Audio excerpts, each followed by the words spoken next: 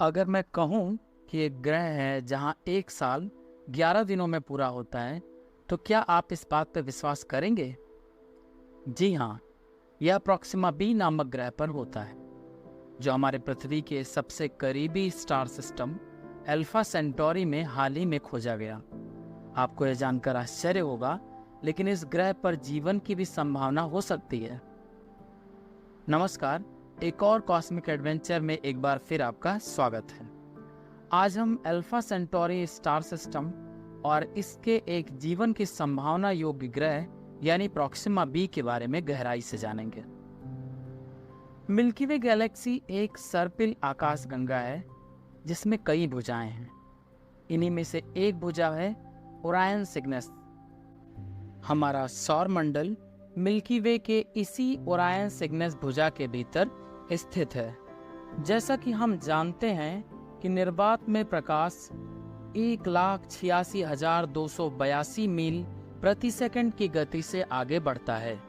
इसीलिए जब हम चंद्रमा को देखते हैं तो हम 1 सेकंड से थोड़ा अधिक समय पहले के चंद्रमा को देख रहे होते हैं।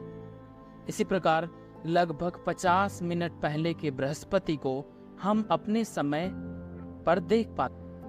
और अगर हम बात करें सौर मंडल के आखिरी कोने पर स्थित प्लूटो की, तो वहां से प्रकाश को हम तक पहुंचने में 4 घंटे से भी अधिक का समय लग जाता है। अगर हम हमारे सौर मंडल के बारे में बात करें तो यह मिल्की वे के केंद्र से लगभग 25,000 प्रकाश वर्ष दूर स्थित है। हमारे सौर मंडल का निकटतम तारा मंडल अल्फा सेंटोरी है, जिसके बारे में हम आज चर्चा कर रहे हैं। अल्फा सेंटोरी दक्षिणी नक्षत्र सैटोरस में स्थित है और इसे केवल 40 डिग्री उत्तरी अक्षांश के दक्षिण से देखा जा सकता है। इसका मतलब यह है कि यह अधिकांश उत्तरी गोलार्ध से दिखाई नहीं देगा। अल्फा सेंटोरी एक ट्रिपल स्टार सिस्टम है जिसमें 3 तारे हैं, जो कि Alpha Centauri A, Alpha Centauri B और प्रॉक्सिमा सेंटोरी के रूप में स्थित हैं। अल्फा सेंटोरी ए और बी प्रॉक्सिमा सेंटोरी की तुलना में हमसे बहुत ज्यादा दूरी पर स्थित हैं। सौर मंडल के निकटतम तारामंडल होने के बावजूद अल्फा सेंटोरी हमसे बहुत दूर है और किसी भी अंतरिक्ष यान को उस तक पहुंचने में लगभग कई साल लग जाएंगे। अगर हम बात करें अल्फा सेंटोरी ए और बी की, तो ये एक युग्म तारा प्रणाली यानी बाइनरी स्टार सिस्टम है, जो अपने द्रव्यमान के एक सामान्य केंद्र के चारों ओर परिक्रमा करते हैं। इन दोनों तारों का आकार और वर्णक्रमीय प्रकार हमारे सूर्य के समान है, यानी इन्हें G2V प्रकार के स्टार के रूप में वर्गीकृत किया गया है। अल्फा सेंटोरी ए सिस्टम का सबसे चमकीला तारा है, जिसका दृश्य परिमाण 0.0 है, जबकि अल्फा सेंटोरी बी का दृश्य परिमाण 1.4 है। आप में से जिनको दृश्य परिमाण के बारे में नहीं पता है, तो उनको बता दूं कि दृश्य परिमाण किसी वस्तु की वह चमक है जो पृथ्वी पर किसी पर्यवेक्षक को दिखाई देती है। इसका मान जितना कम होता है, पृथ्वी पर खड़े पर्यवेक्षक को वो वस्तु उतना अधिक चमकदार दिखाई देती है।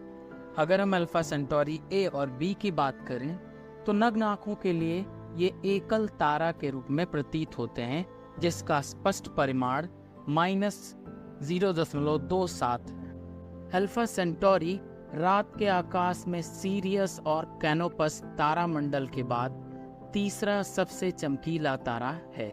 अल्फा सेंटोरी ए और बी लगभग 80 वर्षों की अवधि में एक दूसरे के चारों ओर घूमते हैं, जबकि प्रॉक्सिमा उन्हें 5,50,000 वर्षों की अवधि में दोनों का एक चक्कर पूरा करता है। अब बात करते हैं प्रॉक्सिमा सेंटोरी की, जो कि हमारी पृथ्वी से 4.2 प्रकाश वर्ष की दूरी पर स्थित है। यह सूर्य के बाद हमारे ग्रह का सबसे निकटतम तारा है। प्रॉक्सिमा सेंटोरी एक रेड डॉर्फ तारा है, जिसका द्रव्यमान सूर्य के द्रव्यमान का लगभग 12.5% और व्यास का लगभग 14% है। हालांकि प्रॉक्सिमा सेंटोरी सूर्य की तुलना में लगभग 33 गुना ज्यादा सघन है। यह रेड डॉर्फ एक मुख्य अनुक्रम तारा है, जिसका अर्थ यह है कि सूर्य की तरह यह अभी भी नाभिकीय संलयन के माध्यम से अपने मूल में हाइड्रोजन को हीलियम में बदल रहा है और यह प्रॉक्सिमा सेंटोरी की ऊर्जा के मुख्य स्रोत के रूप में कार्य करता है। 0.17% की चमक के साथ प्रॉक्सिमा सेंटोरी सूर्य की तुलना में कम दर पर ऊर्जा का उत्पादन कर रहा है। इसका मतलब है कि जबकि हमारे तारे का मुख्य अनुक्रम जीवन काल लगभग 10 बिलियन वर्ष होने की भविष्यवाणी की गई है, जिसमें से लगभग 5 बिलियन वर्ष शेष हैं, प्रॉक्सिमा सेंटोरी तारे के विकास की इस शाखा पर अगले 4 ट्रिलियन वर्षों तक बना रहेगा। हमारे ब्रह्मांड की वर्तमान 13.8 अरब वर्ष की आयु का लगभग 300 गुना ज्यादा। और जब हाइड्रोजन की आपूर्ति समाप्त हो जाएगी तो प्रॉक्सिमा सेंटोरी एक व्हाइट डॉर्फ तारे के रूप में अपना जीवन समाप्त कर देगा, क्योंकि इसमें न्यूट्रॉन स्टार या ब्लैक होल बनने के लिए पर्याप्त द्रव्यमान मौजूद नहीं है। सन 2016 में ईसो के खगोलविदों ने पृथ्वी के आकार के एक्सोप्लैनेट प्रॉक्सिमा सेंटोरी बी की खोज की घोषणा की, जो प्रॉक्सिमा सेंटोरी के चारों ओर उसके रहने योग्य क्षेत्र में परिक्रमा कर रहा है। यह पृथ्वी का निकटतम ज्ञात एक्सोप्लैनेट है और इसकी सतह पर पानी होने की संभावना भी है। उन्होंने निर्धारित किया कि यह नया ग्रह प्रॉक्सिमा बी पृथ्वी के द्रव्यमान का कम से कम 1.3 गुना है और यह बुध द्वारा सूर्य की परिक्रमा की तुलना में तारे के अधिक करीब से परिक्रमा करता है। इसे अपनी कक्षा में प्रॉक्सिमा सेंटोरी के चारों ओर एक चक्कर पूरा करने में केवल 11 दिन लगते हैं, जिसका अर्थ है कि प्रॉक्सिमा बी पर एक वर्ष केवल 11 दिनों का होता है। चूंकि पृथ्वी सूर्य के चारों ओर एक चक्कर 365 दिनों में पूरा करती है, जो कि एक वर्ष है। वैज्ञानिक अभी भी इसकी संरचना और जीवन की संभावनाओं की क्षमता के बारे में अधिक जानने के लिए इस स्टार सिस्टम का अध्ययन कर रहे हैं। आने वाली पीढ़ियां अंतरिक्ष और जमीन आधारित दूरबीनों, जिनमें बड़े ग्राउंड टेलीस्कोप्स और कई निर्माणाधीन टेलीस्कोप्स भी शामिल हैं, की मदद से इस ग्रह के बारे में अधिक और अधिक जानकारी प्राप्त कर सकते हैं या इस नए ग्रह पर जाने के विषय में भी सोच सकते हैं, क्योंकि हम सभी जानते हैं कि भविष्य निश्चित नहीं है। इसी के साथ आज का एपिसोड समाप्त होता है। आपको ये वीडियो कैसा लगा कमेंट करके जरूर बताएं। अंतरिक्ष संबंधित और अधिक जानकारियों के लिए चैनल को सब्सक्राइब जरूर करें। धन्यवाद।